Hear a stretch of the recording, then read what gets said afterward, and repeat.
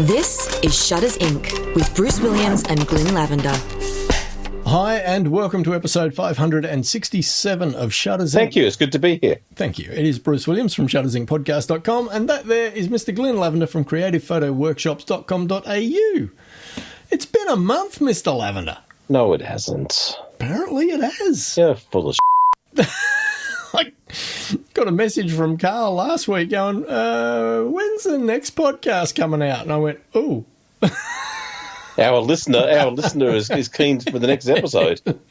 There you go. I think we're down to one. This is the only one who noticed. Yeah. The one who reached out. It's gone from single digits to a single. So what have you been up to? Maybe we could just rename it the Carl Hemmings Hour. Well, I don't. It doesn't feel like it's been that long, so I can't think. Nothing. Yeah, not sure. I've been walking. I've been in a walking challenge with a group of friends. I know. I contributed. I know. I was about to. I was getting there before you blew your own horn. Jesus. And you're doing well. Shut up! Freaking. Don't cut out this bit. This is the goal. This is the good bit. So my initial goal, because I wasn't sure how my health would hold up, was to walk 88 kilometres for the month. Why? And hang on. Don't tell me. Is that a Back to the Future reference? No. Oh, okay. It wasn't even a Chinese good luck thing. Right. Okay. Well, so I figured why 88? It was 3 kilometres a day for every day, and one day when I couldn't do anything. 31 days in the month. You know, right. It's 90. Well, it doesn't even really add up either, does it? Because that would be 90. Anyway, I have no idea. At the time, it seemed like a good idea. Well, everyone else in the group were doing like 50. Right? So I thought that doesn't seem very much in a month. So I haven't walked 50 kilometres in a year, let alone in a month. Right. But either way, you know. So I set a challenge for 88, and we're walking for breast cancer research. Sure. And my wife and this group of our friends have done it every year for the last 5 years. Okay. And I've never done it. But this year I decided I want to get my stamina up for India. So what a good excuse to force myself to get out and get active every day. And it's my goal to keep walking every day up until I leave, which is another 6 weeks away. So well beyond the challenge for the month. But I thought it would be a good habit to get into. And so I set myself the challenge, and lo and behold, I've cracked the 88 kilometres. Tomorrow, the last day of the challenge, I should hit 253 kilometres. Nice work, which mate. Is the most. I haven't walked 253 kilometres combined in my life, I think. Yeah, right. You know, so you're averaging about 8 kilometres a day. Yeah, 8 to 10 kilometres every day. Yep. Nice work. Yeah, so sometimes in one big burst, sometimes in two. Yeah, depending on how the energy. I've had one day where the heart went kaput and I couldn't walk at all. So I've had one day where I was in atrial fibrillation, where the heart's out of sequence and top of the heart's beating 130 beats a minute and the bottom's beating about 40. So it's not a good. That was like that for the entire day. So that was not good. So I managed 2,000 steps that day instead of the average 10 or 11,000. So it was. Right. But so I just had to take it easy. I couldn't take any chances. My Apple Watch is screaming at me all the time. Do you realise? Yeah, of course I bloody realise. I can feel it. But either way, even with that little hiccup. What did your heart doctor have to say about this little conquest? I didn't ask him. Right. Why would I do that? I'm male, for God's sake. We don't ask for permission. We beg for forgiveness. I'm sorry, Doc. I didn't realise. But here's the thing. I haven't been going crazy, you know, and I've just been steady, you know, going. I think for a guy who's been pretty much bedridden for the last 3 years, I think 8 kilometres a day does classify as crazy. Well, here's a good thing. Up until yesterday, I've had no chest pains. Well, that's yesterday, great. Yesterday I had a couple of twings, which are, oh, is this it? Is this it? Oh, no, it's not it. Is this it? No, that's not it. And they sort of pinged from one side of the chest to the other. It was kind of a bit bizarre. But other than that, and hiccup with the heart going crazy with the heart rate, because my heart's medically reduced to 50 beats a minute.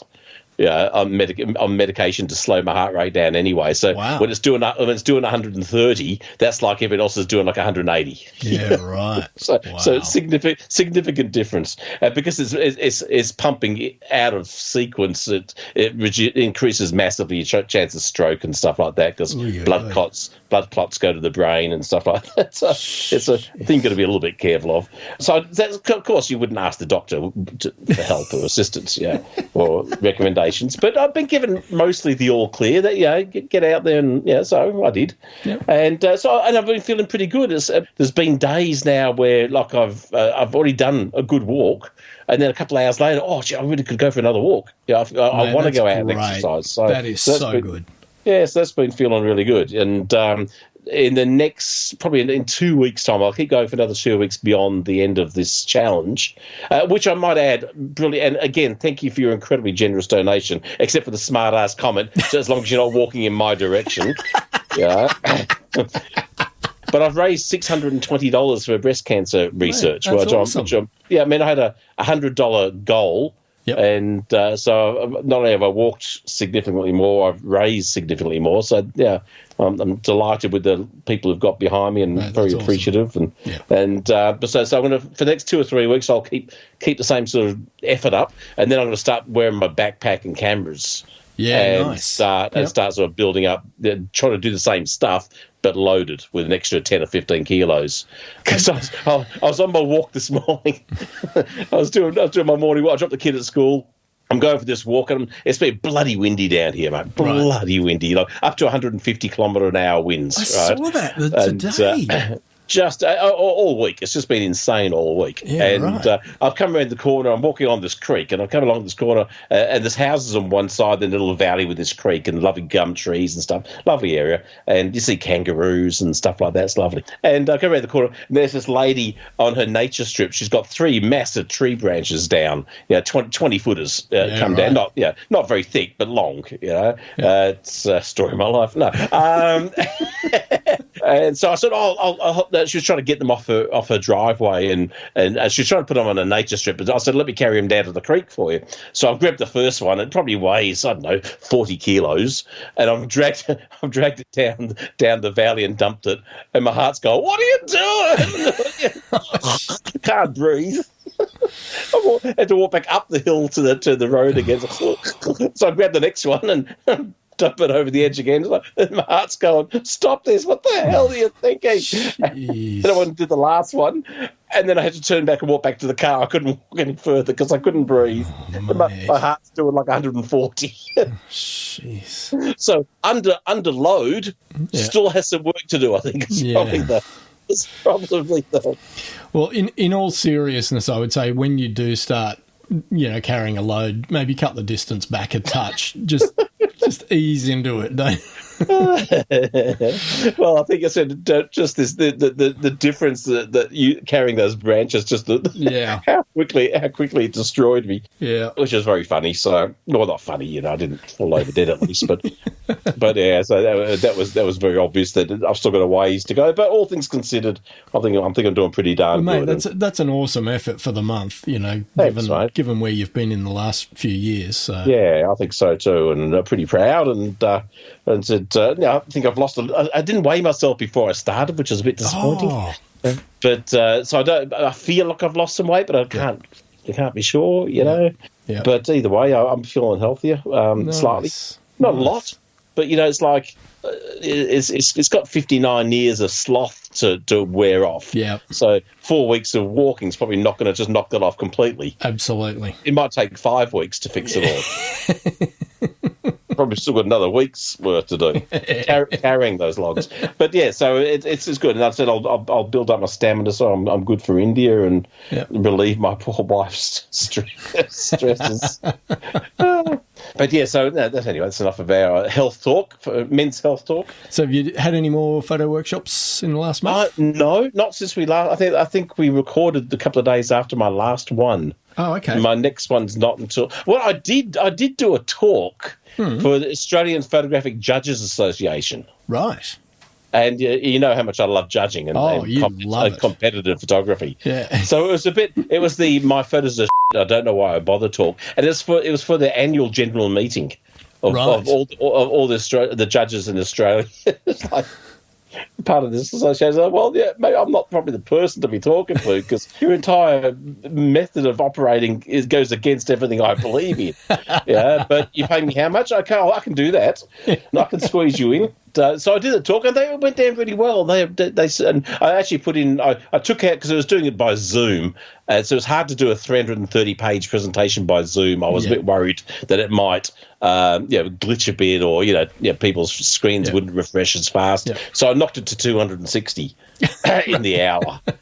Knocked it for full 70, and I actually knocked out about 90 slides. It added about another 30, right? Because some specifically having a go at judging. Right.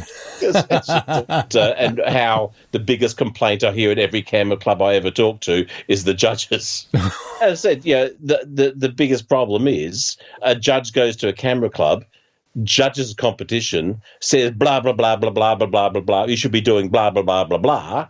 So all the impressionable ones go out and do blah, blah, blah, blah, blah. Yep. And the next competition, a new judge comes in and they go, why did you do blah, blah, blah, blah, blah? You should have done blah, blah, blah, blah, blah. Yeah. And so they have no idea. There's the consistency. And it's an individual perception, which is why people shouldn't take what a judge says with any great heart. Yeah.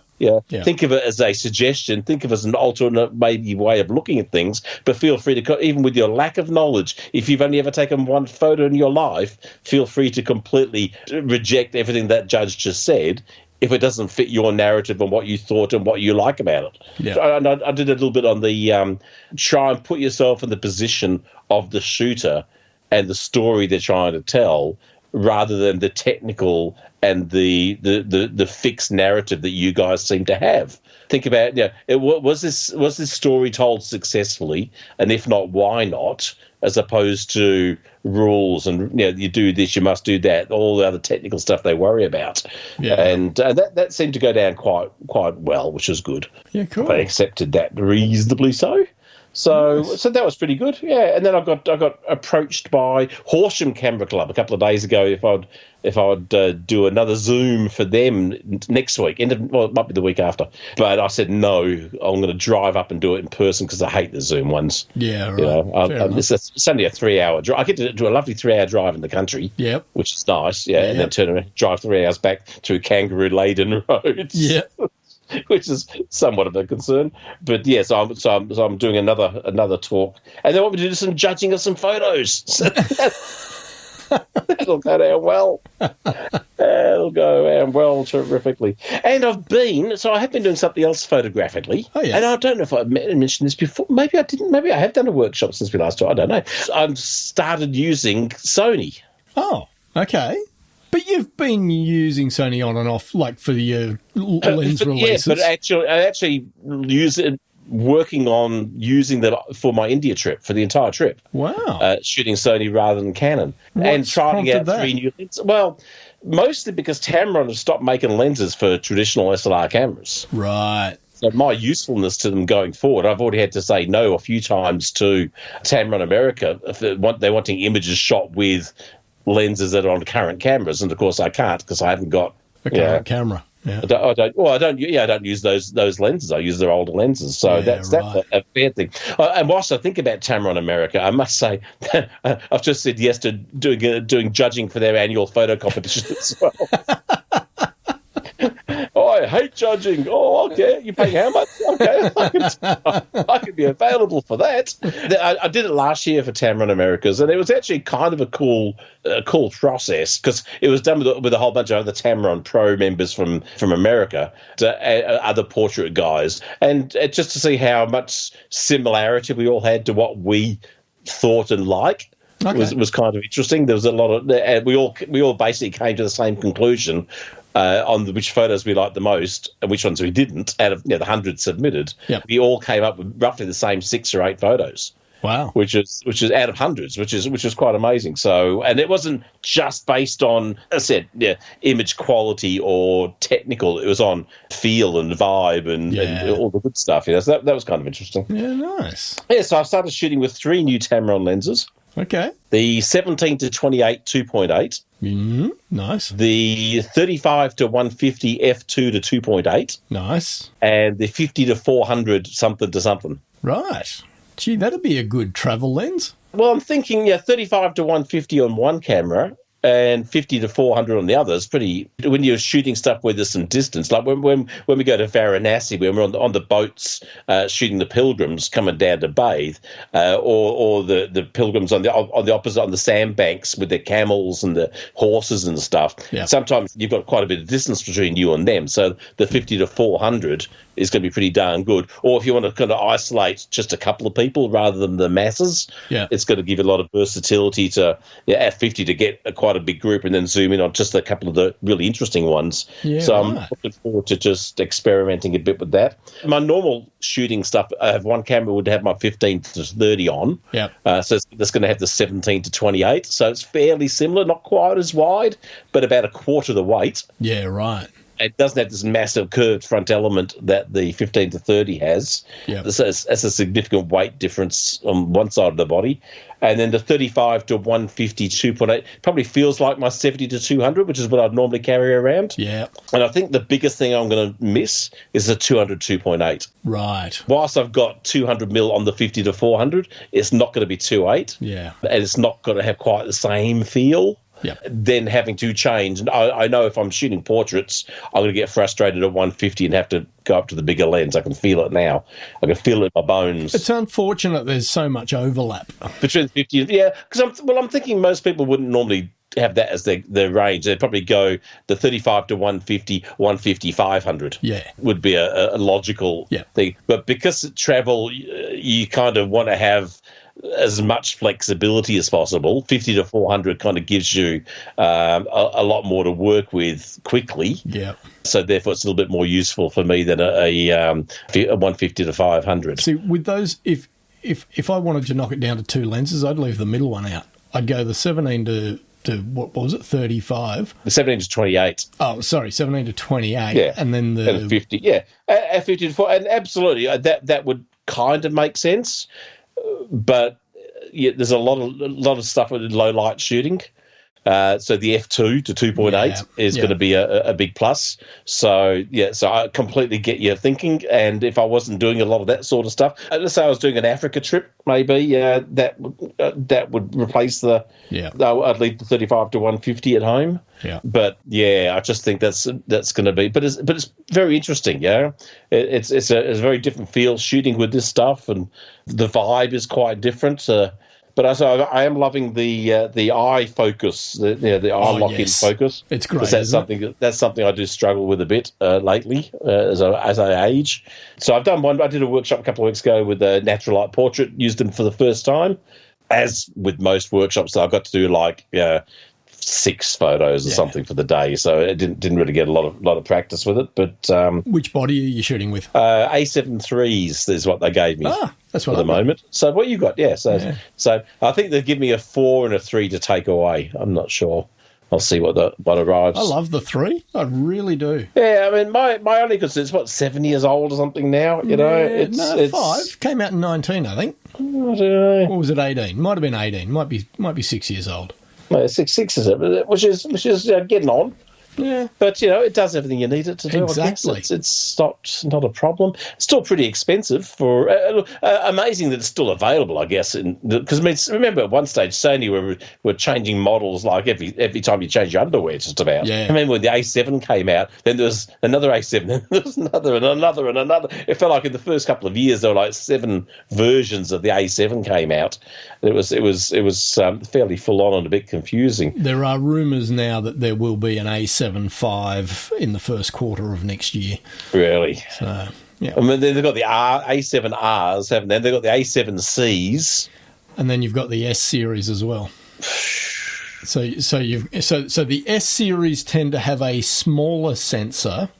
Yeah. Still 35mm, but with fewer megapixels, so you get better noise at low or high ISOs. Yeah. And your R series is your resolution, so they have the more compact, condensed sensor in them. So Just got more megapixels. 42, instead of the 24 that the 3 has.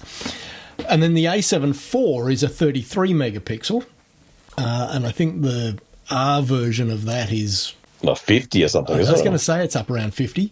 Crazy. So anyway, I'd love an A9. Oh yeah. I mean the sex on a stick, those things. Yeah. But my mate Lisa in Alaska shoots with a couple of A9s and just seem quite amazing. I say that, but I don't get mine out enough as it is.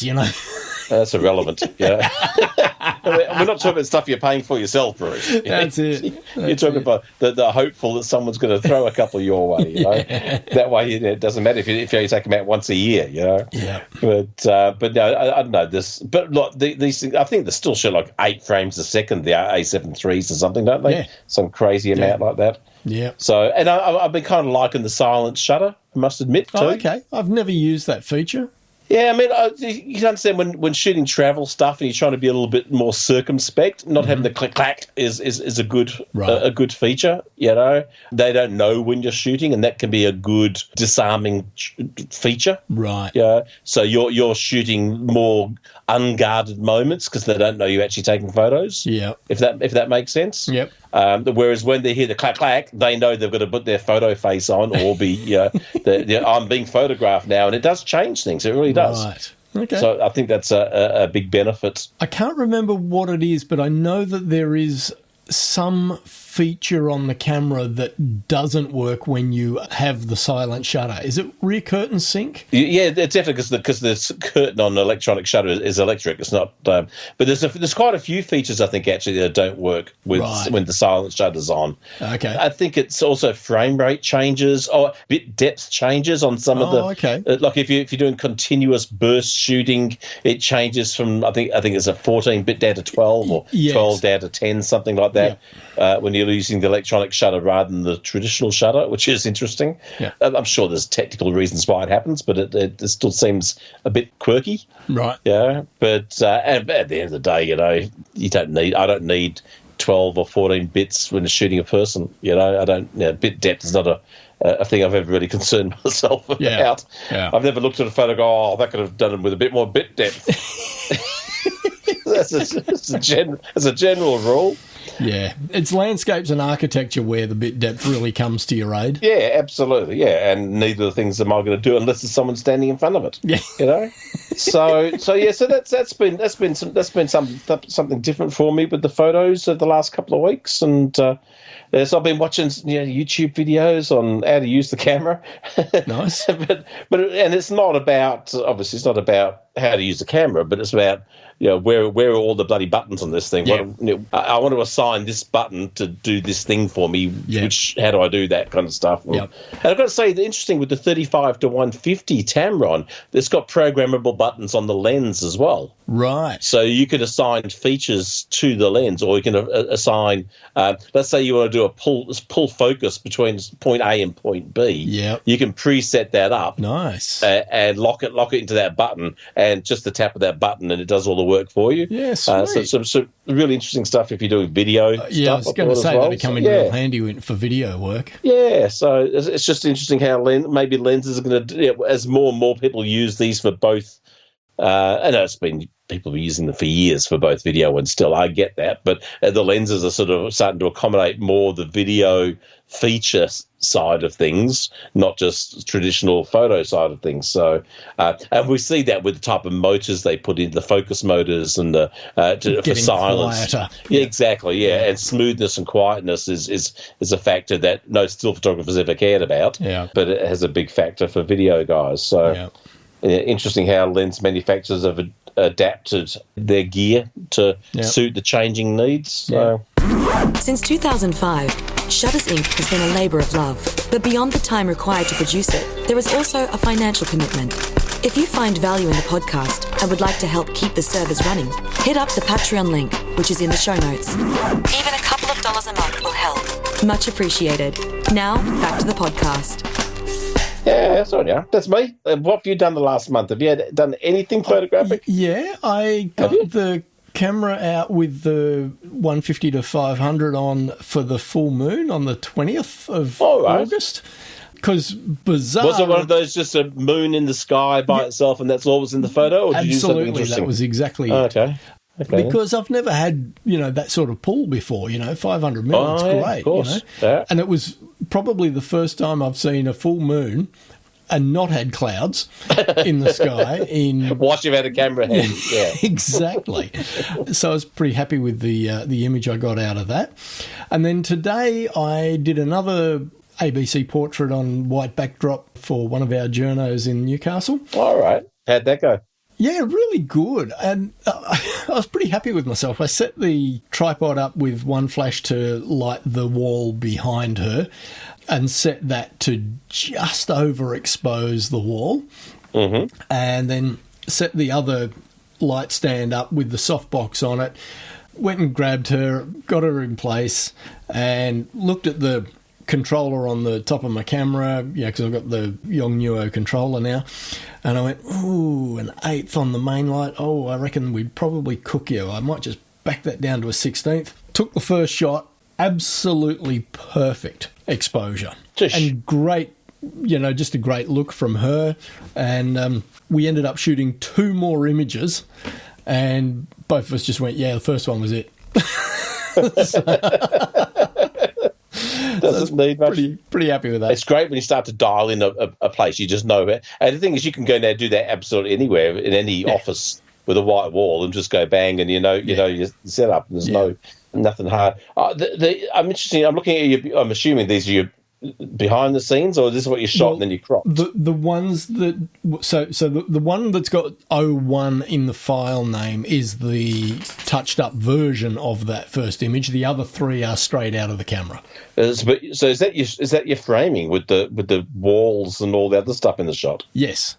Why? Because I know I'm going to crop it to a square. But why? Because I know I am. Yeah, but why, Bruce? Why what? Why aren't you shooting it properly to start with? Oh, as in, you're saying why don't I shoot it in a portrait orientation? And why the walls and windows and other shit in the photo? Just because... And no hands. Well, it didn't need hands because it's only... I know, but... It's only head and shoulder shot.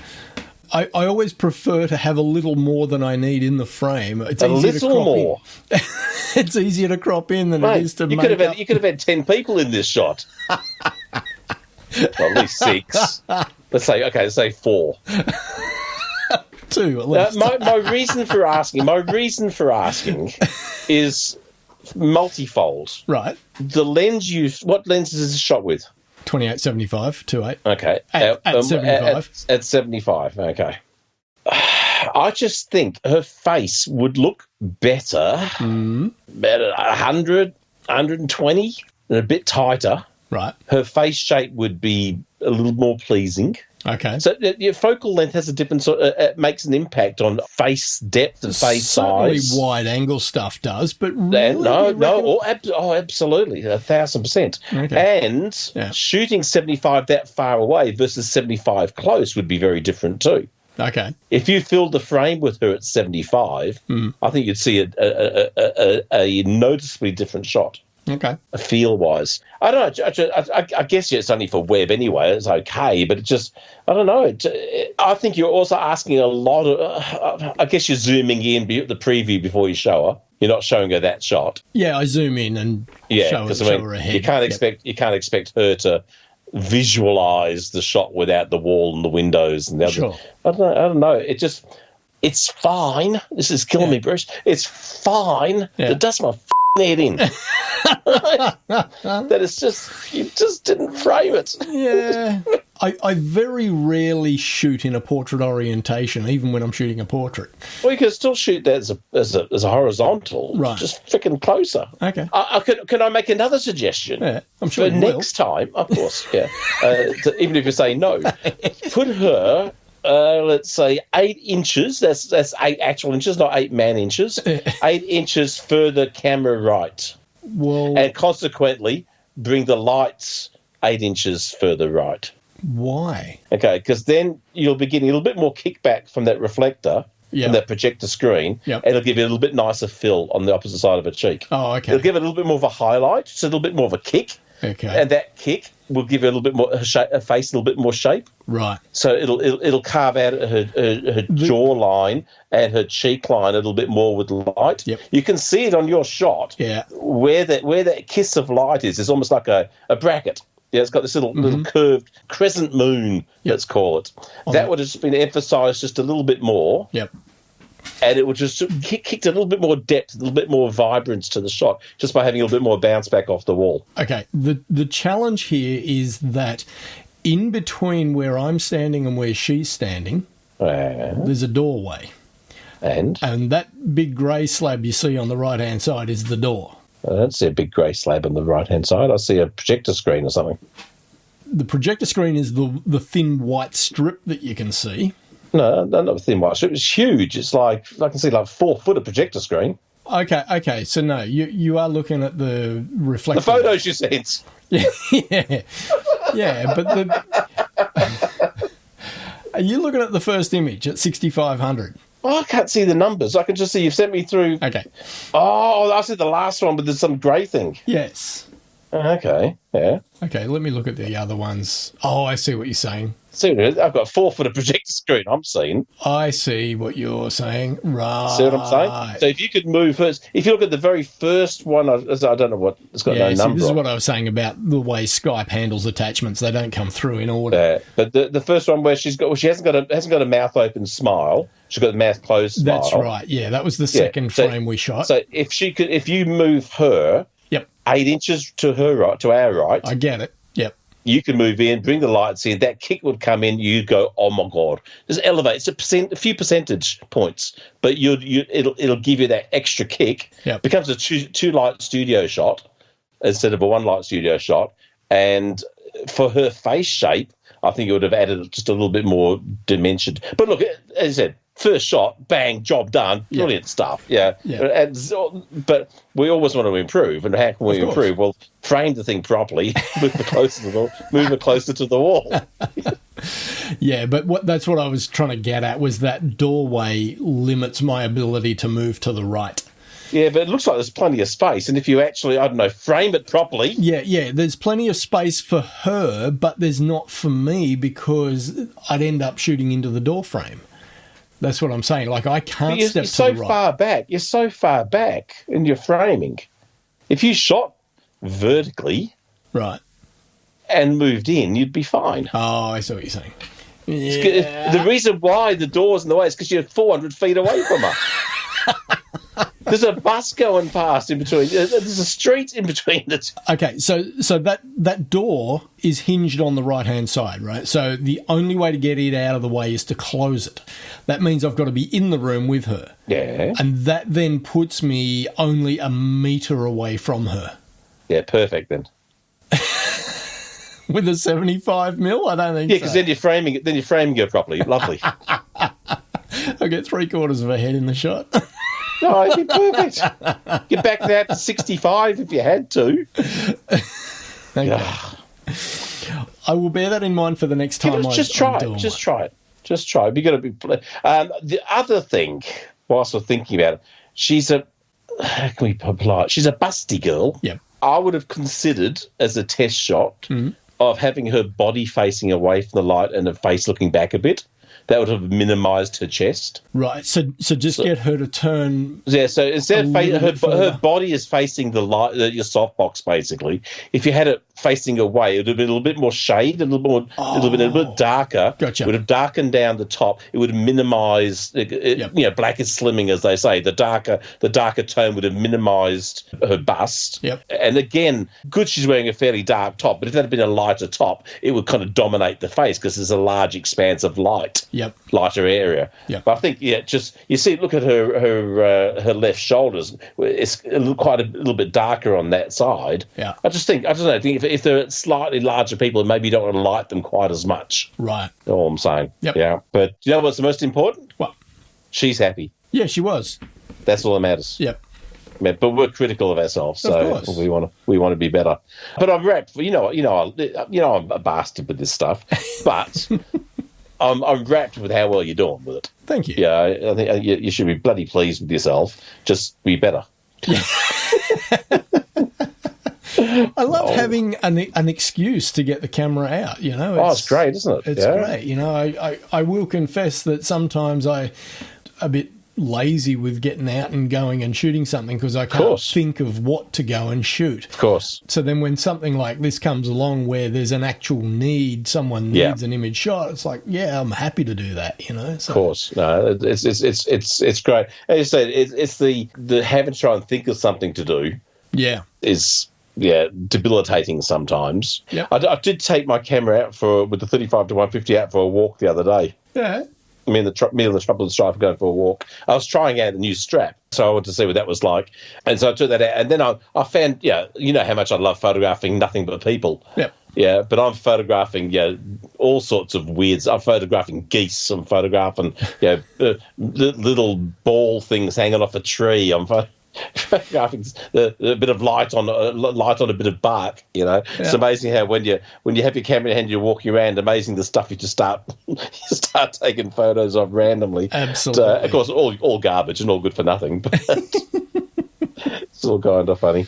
All right, what else have we got to talk about, Don? Anything exciting? I found a video the other day and I sent it to you. You did. I didn't expect. Didn't watch it. I didn't expect that you would get into the technical aspects of a lot. I didn't watch it at all. I really enjoyed it. The guy made the claim at the beginning of the... No surprise to anyone who's ever listened to this podcast. Made the claim at the beginning of the video that this is the only YouTube video... Yeah. And that's not... No, straight away he's lying to you, Bruce. Yeah. There's millions of videos on YouTube. I'm telling you right now. I've watched I've watched most of it. And so it's not... He made the claim that this was more than likely the only content... Just gone from this is the only video to more than likely. He's backpedaling pretty quickly.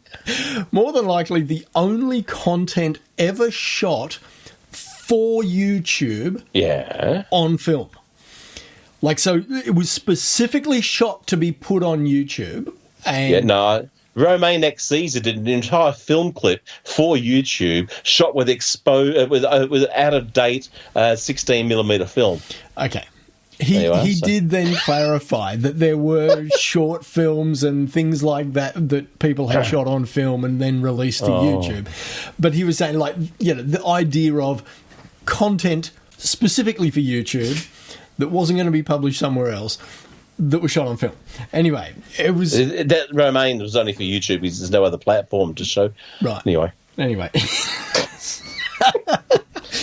it was really good, and there was some very clever stuff in what he was doing in the video because he compared 35mm and 16mm by doing a split screen. He had both cameras set up side by side on two tripods.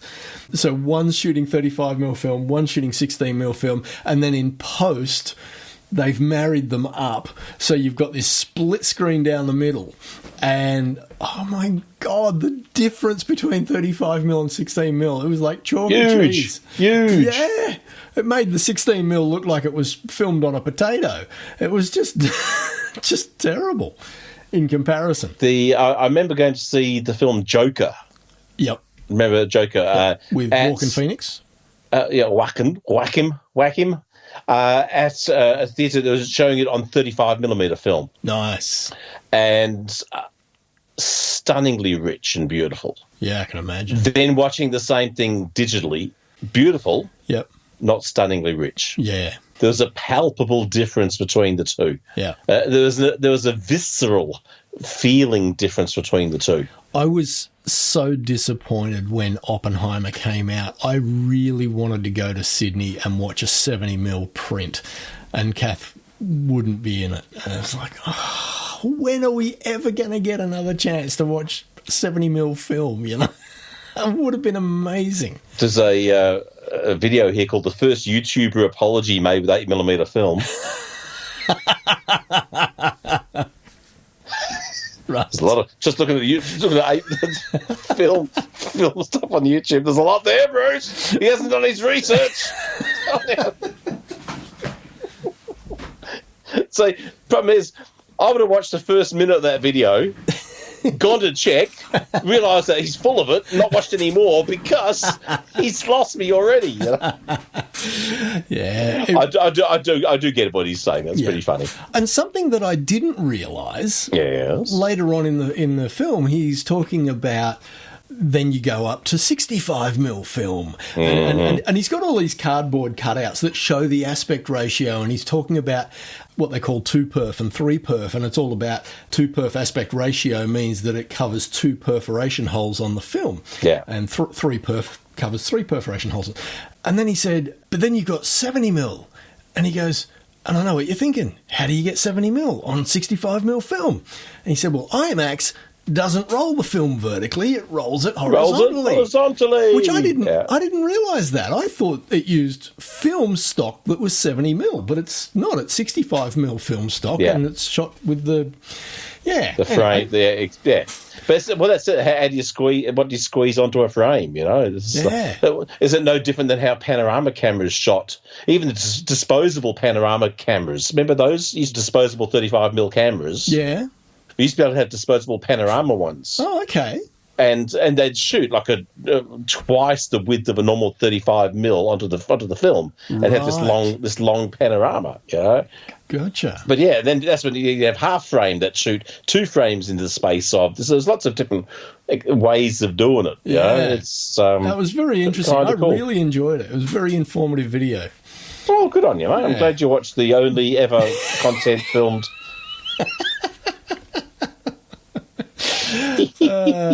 Anyway, we've got a couple of quick messages to read out. One from Carl. Who said, for the Carl Hemmings Hour. Hello, and special hello to Mr. G, who I caught up with his presentation of my photos of and why I bother.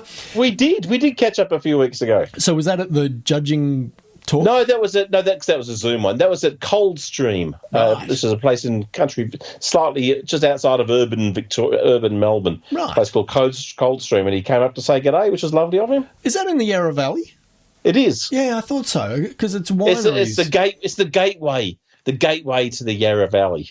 Any place that's called the gateway to something doesn't have anything of its own to hold on to. There you go. That it becomes it has no redeeming value of its own. It's simply the last place you go to before the good stuff starts. Yeah. He said, we've only met in real life twice over these past 10 years. The other time was at Camera House, Elizabeth Street, which is no longer there. That's bullshit. Feels like we're old pals. It was Michael's in Elizabeth Street, so it was close. Okay. But no CSAR. Glynn was in fine form that night. I enjoyed it. After the presentation... Or was it Ted's? It could have been Ted's. No, it was Michael's. So... We've moved on, Glynn. After the presentation, we all gathered in the little kitchen for tea and biscuits where most of the women huddled together. I had to break my chat with him so the ladies of the camera club could at least have a conversation with him. Just some notes on last week's podcast about just having a simple menu on the camera body for settings you use the most. All my old Nikons from D40, D300S and D700 had a My Menu where you added your most used menu items to it. Surely Canon and Sony have similar. Well, the A7 III certainly does. I would imagine the A7 IV does I don't want a My Menu. I want to delete everything off the other menus. Right.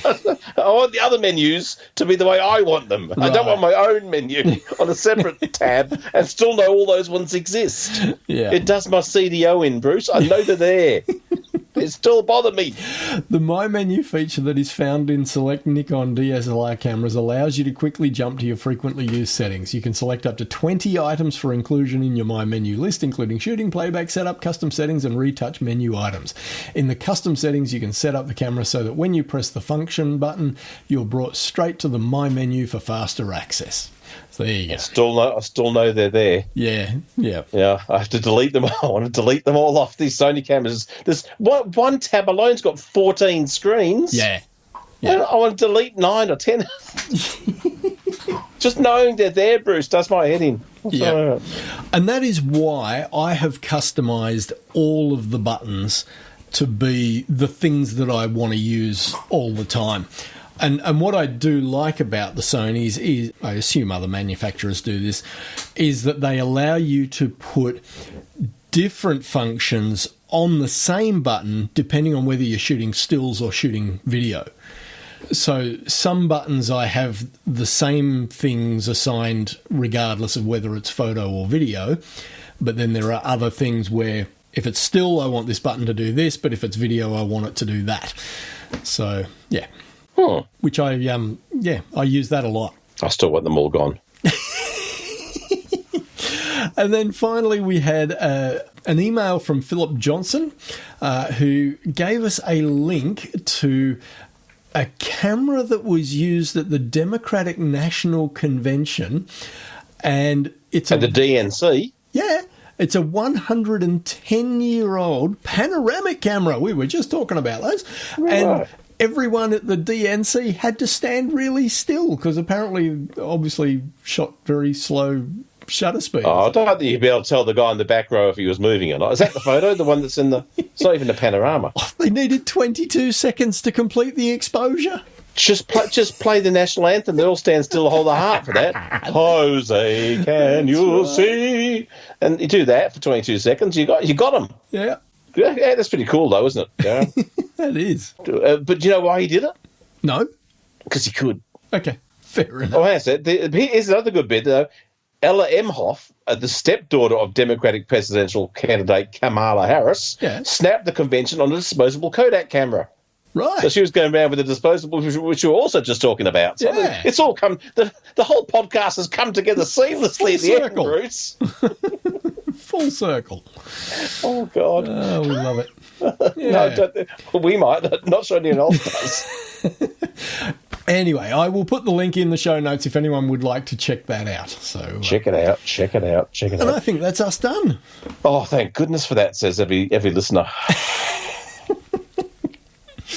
So you got anything planned for the weekend? No. Okay. We're having a friends over for dinner tomorrow afternoon, but nice. They're called in sick. Oh. There goes the entire... I've been going out CD shopping with my eldest lately, going to op shops. He's hunting. He's got into an obsession with CDs, so we might go hunt up some CDs in op shops. Okay. Pay $1 a piece for crud. Right. Nothing he hasn't got on his streaming platforms already. We're now not only spending money for him to be streaming, we're going to spend money for him to buy stuff that he can get for nothing. Oh, he's all fun and games. And yourself, anything planned? Anything exciting? No, nothing planned for this weekend. Bit of housework, but that's about it. I saw young Max was in town. He was How home awesome. last weekend. He just had lovely for you, mate. Yeah, it was so good to see him. He flew down on the Thursday. Kath and I worked the Thursday, but then we both took Friday and Monday off so we could have 4 days nice. or 3.5 days with him because he flew back on Monday morning. Yeah. But yeah, it was so good to have him home. It was just stuff. Great. And he's doing well? He is, and he's found himself a girlfriend up there, and they're quite serious. And in Darwin? Yeah. Is she a Darwin girl? Yeah. Her parents live out at a place called Berry Springs, which is south of Darwin. Yeah, about 1,000 kilometres south of Darwin. No. The nearest neighbours are 300 miles away. Yeah, it's that kind of thing. But no, they're lovely people. Met nice. Mum, haven't met Dad, but would we call them salt of the earth, Bruce? Yeah. Yeah, okay. Enough said.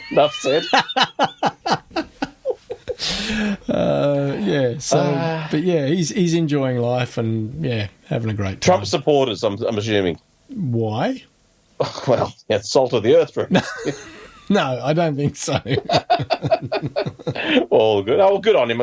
He's happy. That's the most important thing, isn't it? Yeah, absolutely. All we want, happy and healthy. That's all we want our kids to be. That's it. Rich would be nice too. Yes. If they could feed it back to us. Totally.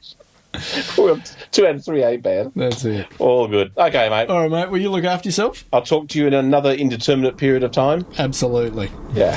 See ya. Bye, everyone. You've been listening to Shutters Inc. For questions, comments, and feedback, email theboys@shuttersincpodcast.com.